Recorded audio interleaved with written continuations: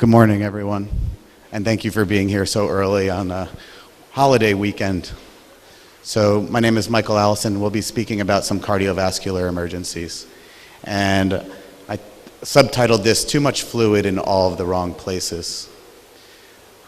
By means of introduction, I would like to thank the Ministry of Health, the conference organizers, all of the physicians here in Kuwait for the hospitality, the welcoming that you've bestowed upon me here. It is my absolute pleasure to be here with you all, and thank you.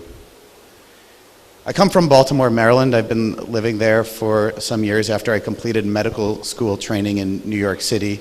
I moved to Baltimore for my residency. My residency was a combined residency in emergency medicine and internal medicine both. It's very rare in the US, only 10 programs do that. It's also integrated after the first 4 years of residency with a critical care fellowship, which I completed at the University of Maryland and Shock Trauma Center in Baltimore, Maryland. And this is downtown Baltimore. Baltimore has a national reputation and possibly even an international reputation for being a particularly violent city, which is good for violent trauma training.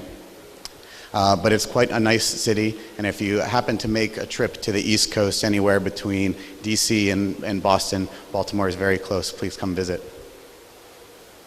So I thought I'd give you a relaxing morning for a little while, since it's a holiday weekend, but then I thought, no, let's all go to the emergency department. Come with me. We're going to the emergency department, and we're going to go save 2 lives in 20 minutes, but with the introduction, and we started a little late, we gotta really go. So let's go see these patients, maybe 15 minutes.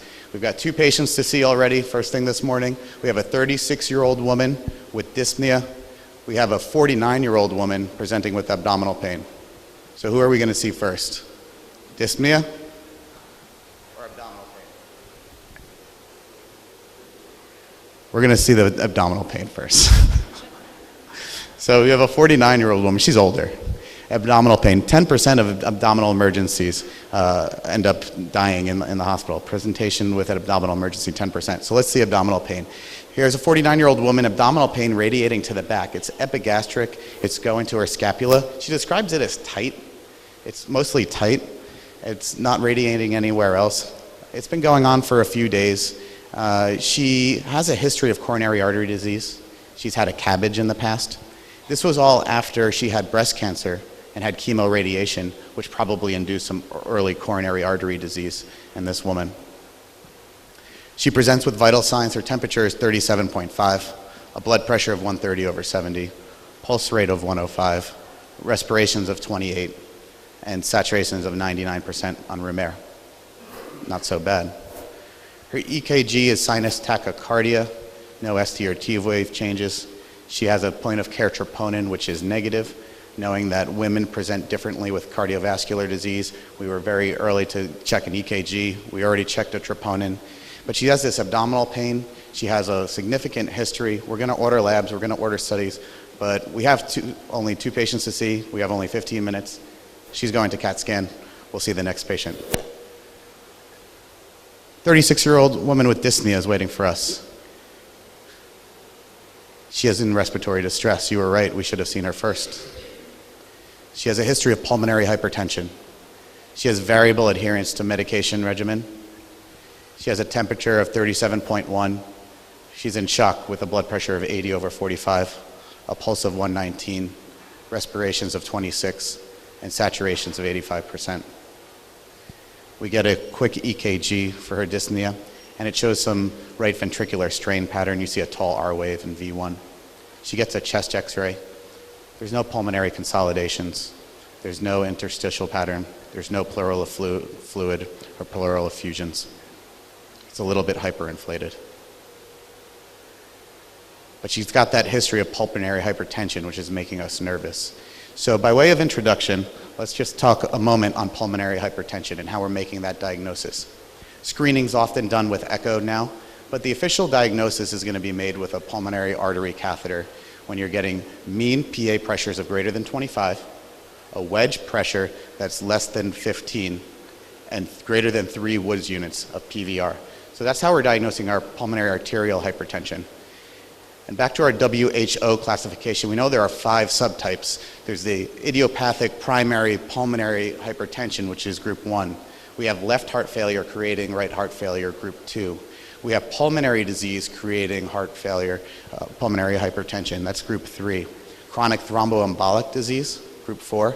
And then everything else that doesn't fit neatly into the first 4 categories is going into group 5, something like sarcoidosis, the great imitator. But she's in shock. This is not pulmonary hypertension. We're not dealing with WHO classifications.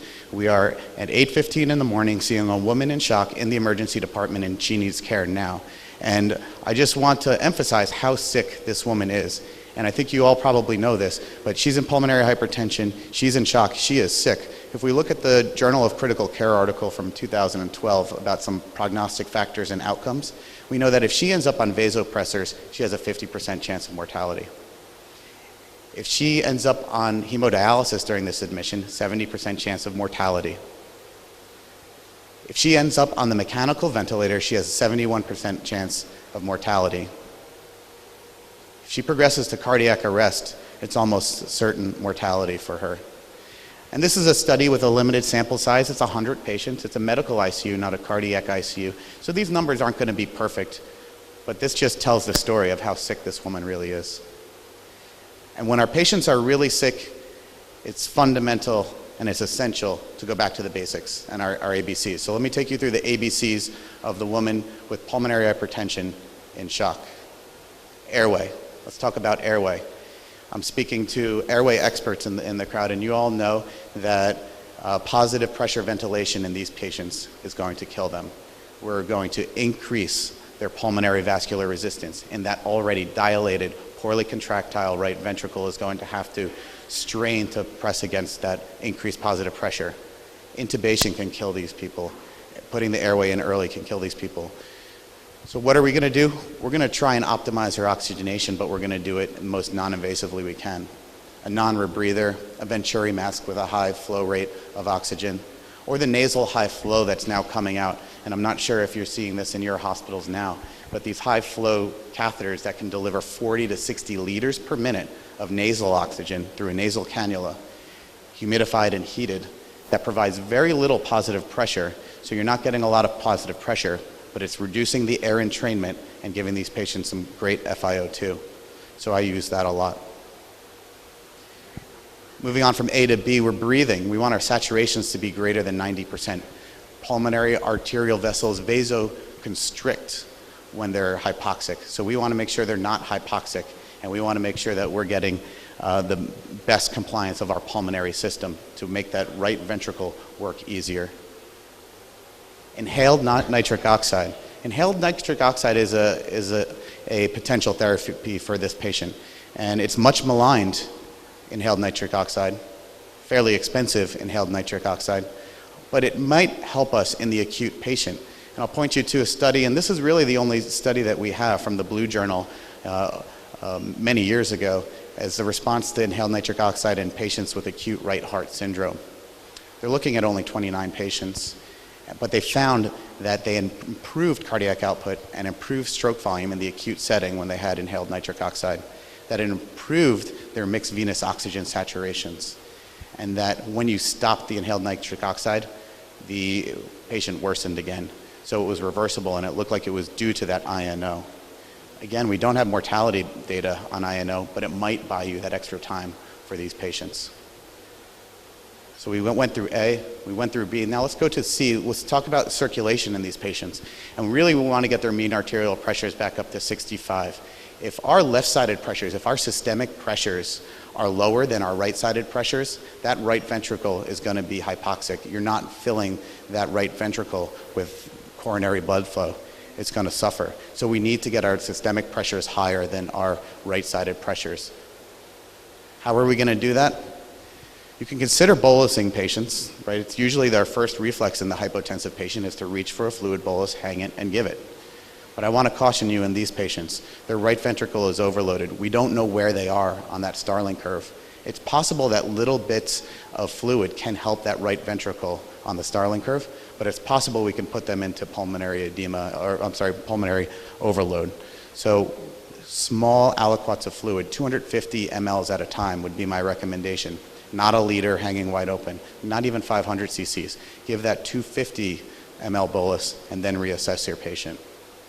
But really what we're going to be going to is vasopressors very early. And with many options, there's no perfect vasopressor, but norepinephrine seems to rise to the top in many of our patients who are critically ill. And I think you don't need to deviate from your normal standard. Your nurses are familiar with the medication, so start norepinephrine early to improve contractility, to improve their mean arterial pressure. So this is our intervention. So it was a sort of whirlwind, but we improved her saturations up to 94% by placing her on 100% non-rebreather. We initiated that INO at 10 parts per million, and we're titrating that every 30 minutes. Titration is going to be hard if we don't have invasive monitoring, but you can start it without and then get that patient to the critical care unit where that titration can happen. We did a 250 milliliter bolus and had no response, and that's often the case, so we started some early vasopressors.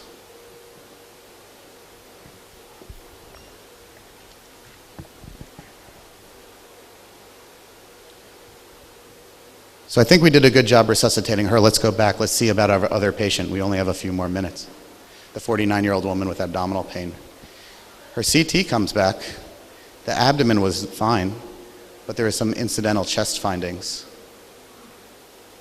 That's going to loop through again, and you're going to pay attention to the heart this time, because this woman who had radiation therapy, who also has had a history of a CABG, has some posterior and now inferior pericardial fluid, incidentally noted. You're all going to be experts within a few years in point-of-care ultrasound when you continue to come to workshops and conferences like this. So you take that ultrasound probe you have, you put it on the patient, and you see this. You see a left ventricle in your top right portion of the screen. You see a right ventricle that's having some collapse in diastole. It should be filling in diastole. It's being collapsed. You're not giving the right side of the heart the pressure it needs. The left side is suffering. There could be low cardiac output. This is a patient that might progress to tamponade. You have to pick up the phone, you call that cardiothoracic surgeon who operated on her chest and gave her that tube bypass CABG. And he said, remarkably, I'd be happy to see that patient. I don't want you sticking any needles in her and potentially disrupting her coronary vessels. Why don't you send her over to me and we'll see if we can get her a pericardial window.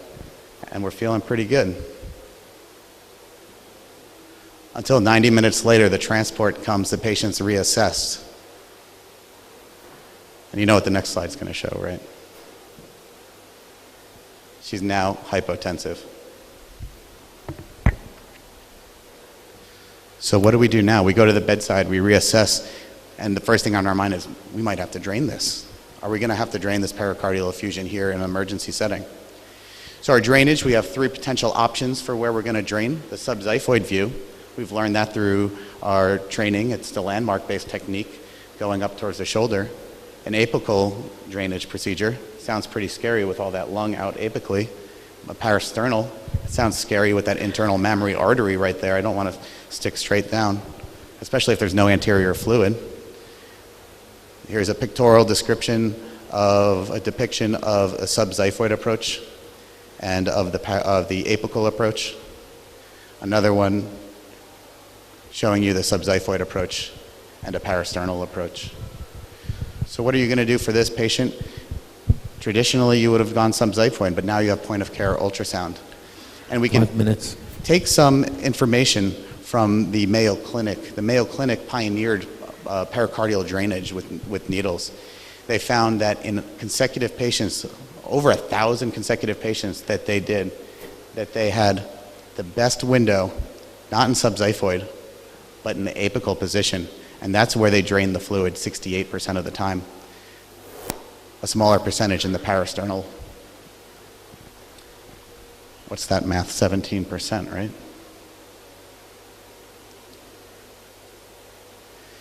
They reported major complications for these patients. Only 1.2%, pretty good. Major complications were anything that needed another intervention, any sort of surgery. and half were pneumothorax.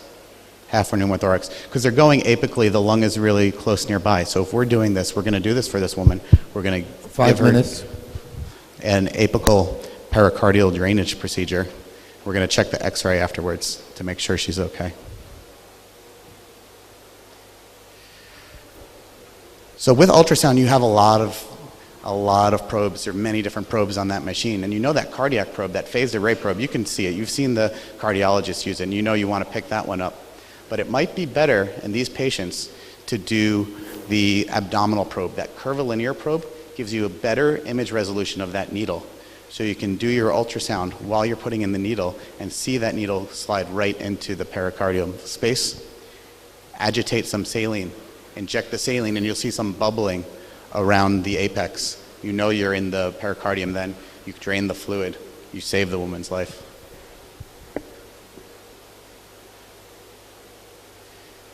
So in just a few minutes, we saved 2 lives, and let's review the key points that we want to take to our patients. First, the patient with pulmonary arterial hypertension.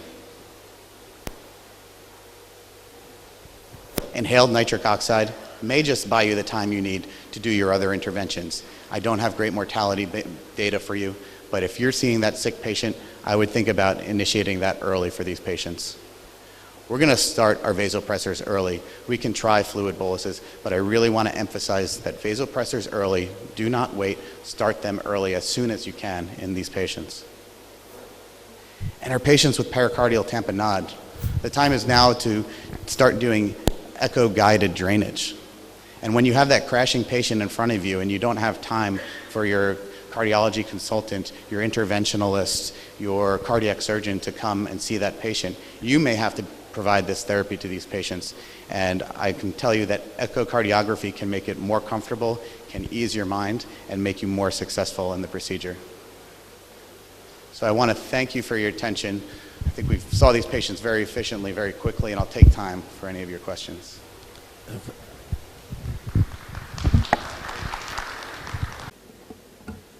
Bismillahirrahmanirrahim. Thanks again for the kind invitation to be here. And I would like to thank Dr. Huda for choosing the topic of, sorry, that's another topic.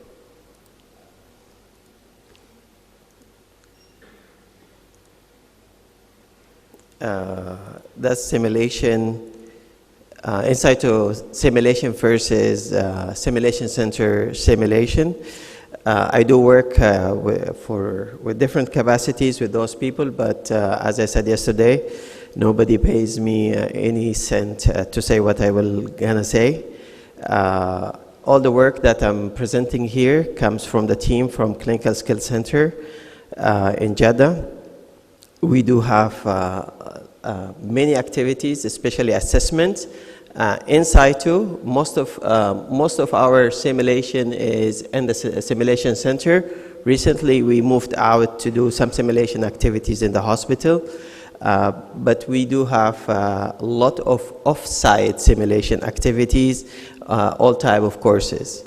So what is simulation, in situ simulation? It's any simulation that is being done at the workplace. It's out of a dedicated center, and it has many key features. And actually, I have to admit, preparing for this talk has been very educational to me, in addition to the different options that are there that we could utilize. Just to sum it, I will be talking about the rationale, uses, pros and cons, variation of in situ simulation, how to optimize it, and to summarize. Just to, if you want to have this in a clip, I hope the sound will be on. And nobody paid any attention. This summarizes everything about in situ simulation. People learn in lots of different ways, but experience is the best teacher. Today, smoking is going to save lives.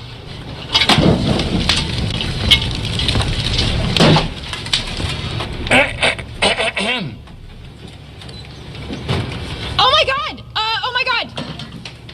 Fire! Oh, fire! Oh my goodness! What's the procedure? What do we do, people? Bones are dead. Oh, How did that happen? Oh my God! Okay, it's happening. Everybody stay calm. What's the Everybody procedure, stay calm. everyone? What's the procedure? Stay calm. Wait. Everybody calm down. No!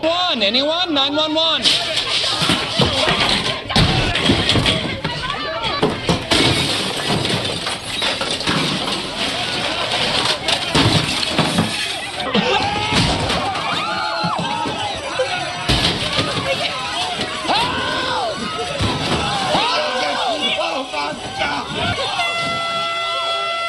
Attention! Employees of Dunder Mifflin! This has been a test of our emergency preparedness. There is no fire, it was only a simulation. What? Fire, not real, this was merely a training exercise. So, what have we learned? So if you want a summary of advantages, disadvantages of simulation, that clip give it to you. So inside to simulation, you could actually use any type of simulation. Mannequin-based, simulated based, task trainers, hybrid simulation, actors, any type of fidelity. You could just do it scheduled on a regular basis like mock code or impromptu. If you want to test the system, you could just run simulation to see whether the system is ready.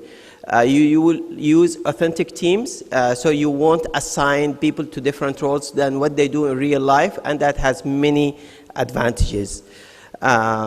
We know that simulation-based learning is widely accepted and very safe. It's supported by a lot of theories like experiential learning and system engineering, in which you could integrate 5 important components. That's persons, tools, technology, task, physical environments, and organizational structure. So you could test everything when you do good insight to simulation. And you could, if you introduce changes in the workplace, you could always test it with insight to simulation. This is a few slides that I added based on the discussion we had yesterday, the role of experience in learning and how we learn, and the talks, the suggestions that Dr. Muhammad made yesterday, changing the mental map and processes inside. And this is a very well-known theory for education, that experiential learning. So we have an experience, then we have a reflection, and that's when reflection we could look at what we are doing and then have some concepts and go through another experimentation to go through the learning process. How did we do in this first time, and then how did we improve the next time we have this? And this is what we always think about. In simulation, like in real life, we use reflection to help people think in action the next time, to collect their thoughts, have a plan. And the most important thing, to reflect on action, to think after what they did in the past, how they could improve it in the future and change their mental. So that's the process of reflection and how we could change the mental plan or have a better algorithm in our mind. So that's to build a conscious awareness of our reactions and reflection to the critical situation or experiences. And this is actually how clinicians acquire, and this is the way that going through this cycle, we move from being novice, beginners, competent, proficient, expert. It is just going through these cycles. And if you want a very good examples, you know, like always, we have a reaction. If reaction followed by good reflection, that will result in learning. And the most important, if that ingrained in us as behaviors, that usually will evolve in the second time as results, because we will change our behavior. The first time we panic and we froze, the next time said, I will not panic, I'll pause and think. And I see where I am. I will develop or look at the big picture, develop that. And the more you go through this, the more you have experience that you could prepare yourself for emergencies and rare things. The role or the relationship between experience and confidence. A lot of people think that the more experience you have, the more confidence you will have. But we know that's not true. People go through this. First of all, they have little knowledge. You know, like if anaphylaxis happen, I'll just give adrenaline. Or fiber optics is very easy. But the first time, when they try it, they will have that dip in confidence then when they practice more. And these stages, we go through it first. It's unconsciously incompetent. You don't know, but you don't know that you don't know. It's لا يعلم ولا يعلم أنه لا يعلم. Once you go through first experience, you create the awareness, then you become consciously incompetent. Now I don't know how to do that. Now I need to learn to practice. Once you do more learning, now consciously competent. I could just do it. You know, like today I'll go and do an epidural. I will stick the needle. You think about it. I will drive the car. Once you do it more, you become unconsciously competent. You just do it. You don't think about it. That's stage number 4. That's come with deliberate practice. The good question is, can people go from 4 to 1? Especially for rare events? Or can people go from 4 to 1? If you could cycle, can you lose cycling? If you swim, can you lose swimming abilities? Actually, those are the 2 exceptions to that rule.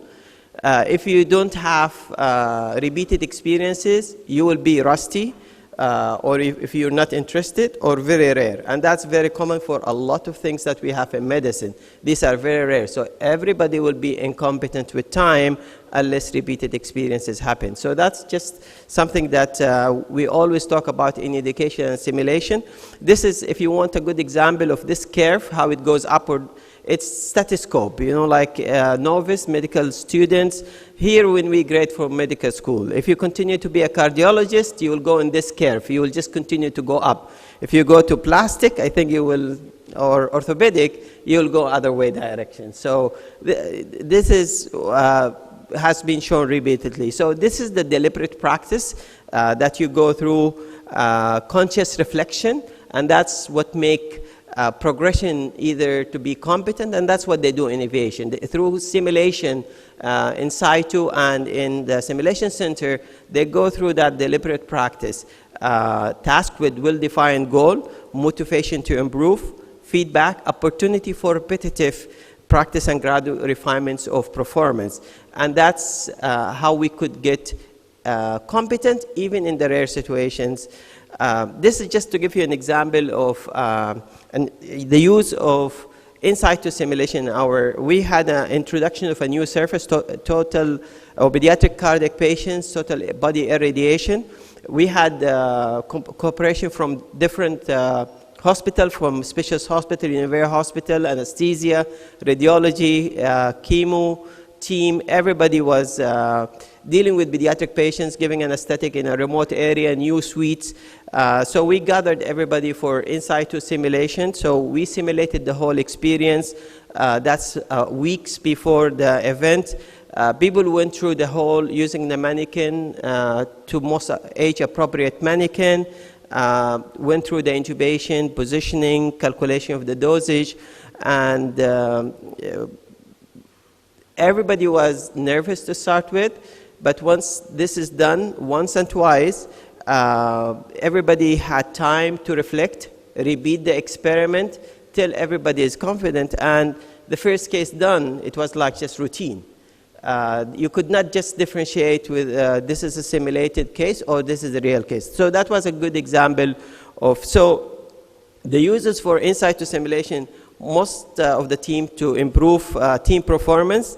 The most important also to identify and mitigate threats to patient safety and improve protocol systems and infrastructures. This is the example I talked yesterday about Ebola and Corona preparation in our hospital. We first run a drill through ER, ICU, inwards to see what the teams would do if there's a suspected Corona, with the relatives, with the whole protocol. Then we developed the training and then conducted the training in our hospital for Ministry of Health for the Hajj.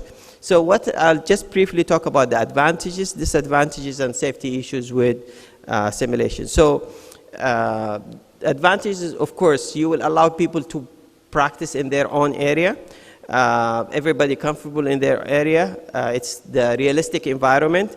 Less detail for pre-briefing, so because you don't need to tell them this is this and that. So they know the environment. Easier and more accessible, no need for expensive dedicated space. So you just use the existing space. if families are around and they see you that you do simulation, they will trust the system more. You don't need to charge anybody because it's free. And it will give you hints about your local problems. And you could tailor the simulation to whatever you have at the place and to introduce guidelines and protocol and improve your actual teams. Easy to follow up. You could just repeat if you need repeated scenarios.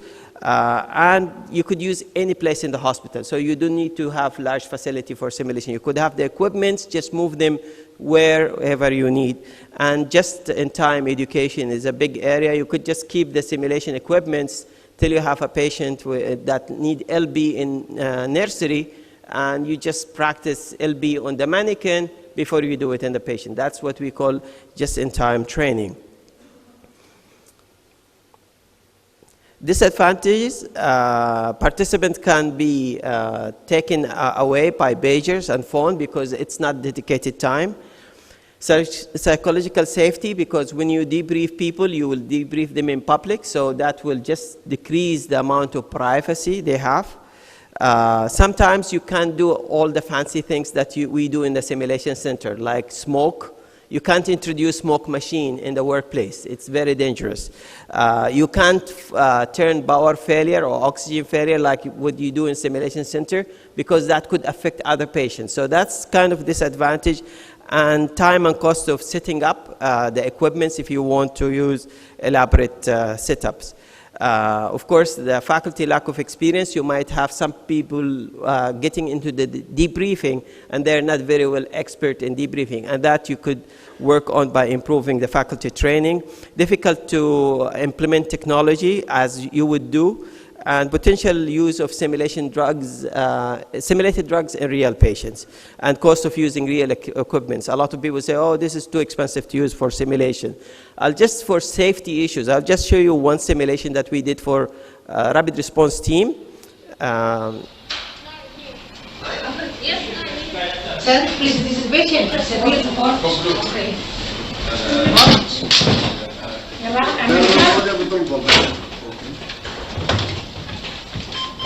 No one's recording the events of the CPR. Okay, hold CPR please. Hold CPR, switch on, somebody else should come forward. This is in our ER. Everyone should be clear, please. Clear. Are we clear?